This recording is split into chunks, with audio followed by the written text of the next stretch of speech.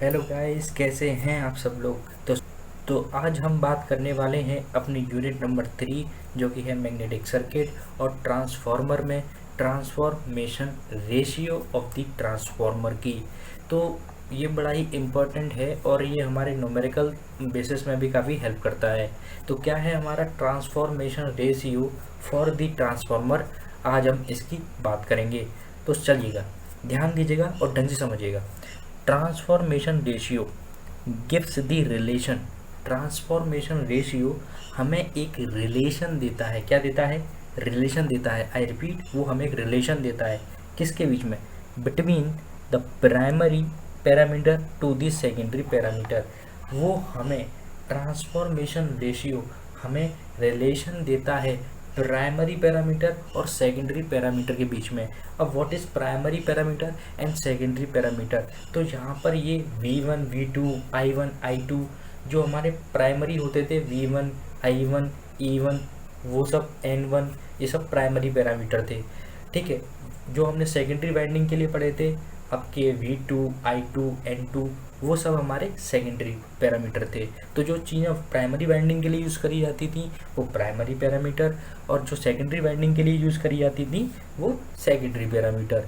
तो हम इन दोनों के जो पैरामीटर हैं V1, V2, I1, I2, N1, N2, E1, E2, इन सब में एक रिलेशन पढ़ेंगे, उस एक रेशियो पढ़ेंगे। ठीक है, जो ट्रांसफॉर्मेशन रेशियो है वो हमें एक ऐसा रिलेशन देगा प्राइमरी और primary parameter and second parameter के बीच में। आई रिपीट, ट्रांसफॉर्मेशन रेशियो हमें एक रिलेशन देता है प्राइमरी पैरामीटर और सेकेंडरी पैरामीटर के बीच में। तो ध्यान दीजिएगा, ढंग से समझिएगा। ट्रांसफॉर्मेशन रेशियो के इज, ट्रांसफॉर्मेशन रेशियो को हम के से डिनोट करते हैं। व्हाट? ट्रांसफॉर्मेशन रेशियो को हम के से डिनोट करते हैं।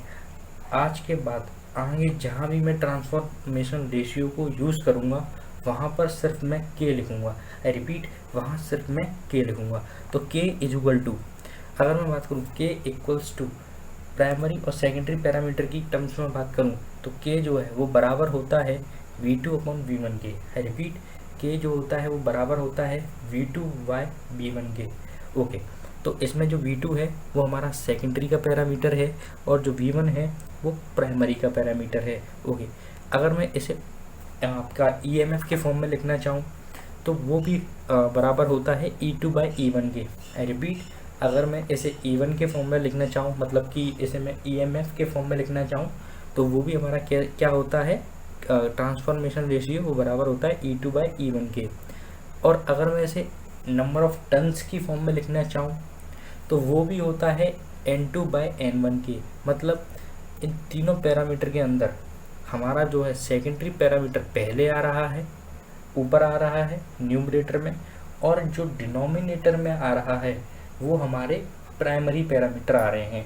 चाहे मैं वोल्टेज की बात करूं, चाहे मैं EMF की बात करूं, चाहे मैं नंबर ऑफ टर्न्स की बात करूं।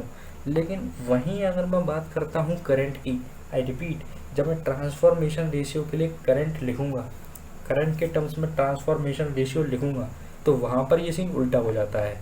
हमारा अब तक न्यूमरेटर में आ रहा था आपका सेकेंडरी पैरामीटर, लेकिन नहीं, इस बार करंट के टर्म्स में प्राइमरी पैरामीटर न्यूमरेटर में आएगा, जो कि आप देख रहे हैं I1/I2 हो गया।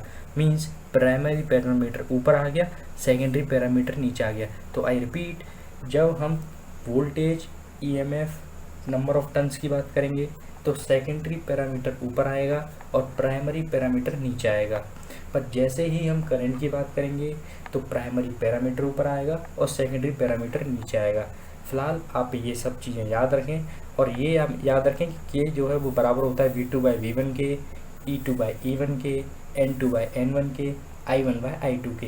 ये सारे रिलेशन हमारे न्यूमेरिकल और हमारे आगे आने वाली थ्योरी में काम आएंगी, ये सारी चीज़ें तो याद रखें। तो आज की वीडियो में इतना ही। आई होप आपको ये सारी चीज़ें समझ में आई होंगी। Thank you.